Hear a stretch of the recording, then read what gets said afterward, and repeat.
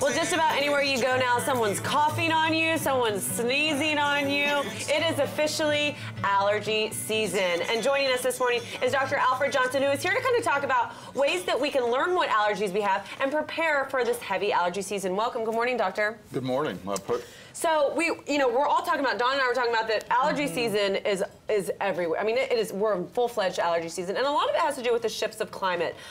When it comes down to our allergies, what pollens are in the air right now and that's causing just this heavy shift into a lot of people suffering from allergies? Right now is mountain cedar. You get the wind out of the south. Mountain cedar cedar. hill is south of us. Oh, that jerk mountain cedar. Austin, Texas has plenty, and all the cedar south. And then there's other trees that start to bloom, cedar elm, and then grasses that will be coming in. But in Texas, it's wonderful because we have allergies year-round. Yes. We don't have snow cover, so molds are always present, particularly when the wind picks up.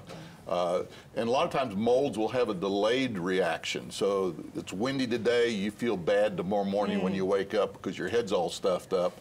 And it can even cause aches and pains and kind of brain fog. Yeah, because I think a lot of us associate allergies with like itchy nose, watery eyes, but it can be so much more than that. You mentioned head pain. Oh, exactly. Headaches. Well, and I had mentioned that because I developed allergies here in Texas, and I was getting ear infections. And when I had the sinus infections, like you could feel it through my entire face, and it was awful. Exactly. Well, the allergens cause an immune response, which is inflammation, and then inflammation hinders your body's immune response, and so you get secondary infections. And it depends on just what your immune system doing, how much allergic reaction you have, to what extent, and then whether you can fight off the bacteria that's secondary. Doctor, I was going to ask you too, and Dawn just brought it up and said that she started to get allergies.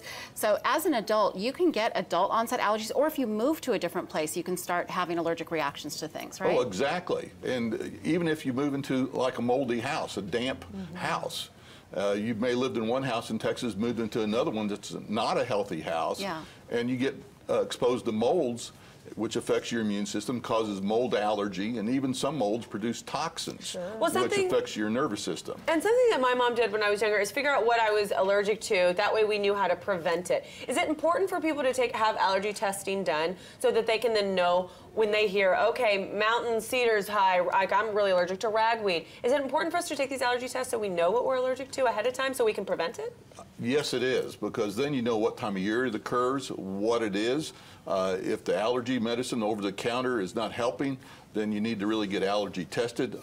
I specialize in seeing people that have unusual allergies or not responding to the typical treatment.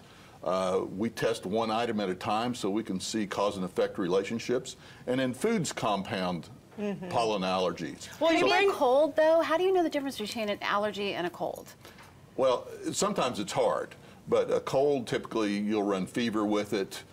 You'll ache all over, kind of like the flu, but they mimic each other. And so that's why it's important to figure out whether it's just the winter cold or whether it's the mountain cedar. Well, doctor, I suffer from asthma, so for me, if my allergies get really bad and it goes into my chest, then it can almost stir a whole other set of problems, which is my asthma and breathing. But something that a lot of people are nervous about using is over-the-counter medicines. Are over-the-counter medicines, are they kind of just a temporary Band-Aid, or can some of them really help, like Claritin and those, for example? Well, they treat symptoms, so they cover it up. There's nothing in those medicines that really help build up tolerance to it. And that's where allergy shots come in, because they're the one thing that you can take that builds up antibodies to block your allergic response. So that's why it's important to find out if you aren't responding to over-the-counter medicines and you're getting worse, definitely see your doctor. See, and that was my question, because I'd been given Zyrtec and Flonase, and I was basically told I have to take these every day for the rest of my life, and I'm like very resistant to that. Are there other things I can be doing besides getting an allergy shot that might help? Well, Move. Back to California. Get out of Texas. Get out of Texas, no. Well, there is. I mean, there's some other medicine that kind of helps, that doesn't have the side effects of those, but it ends up being medicine. Like Singulair helps block some antibody responses and some inflammation responses. They just came out with over-the-counter steroid nasal spray. Which will help some people so they don't have to go to the doctor to get it. But you use Flonase, which is a nasal spray, and it affects your mucous membranes. It causes irritation. It burns. And so bloody noses.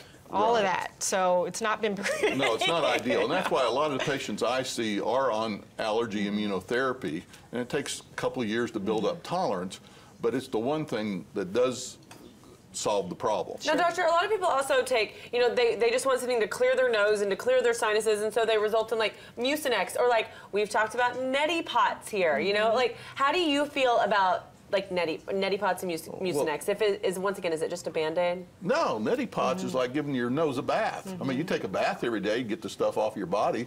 You use neti pot to wash out your sinuses to get that day's pollen out of there. It makes perfect sense. Okay. And so, you know, in the morning Love and in the it. evening, it's a cleansing process. Such great information, Cleansing doctor. process. Thank you so much. We appreciate that. Make sure you check out our website, thebroadcasttv.com, for all the information we just discussed. And coming up next, we're on this heart healthy kick. Chicken and waffles, the healthy way, with Chef Jolie, coming up next in our kitchen.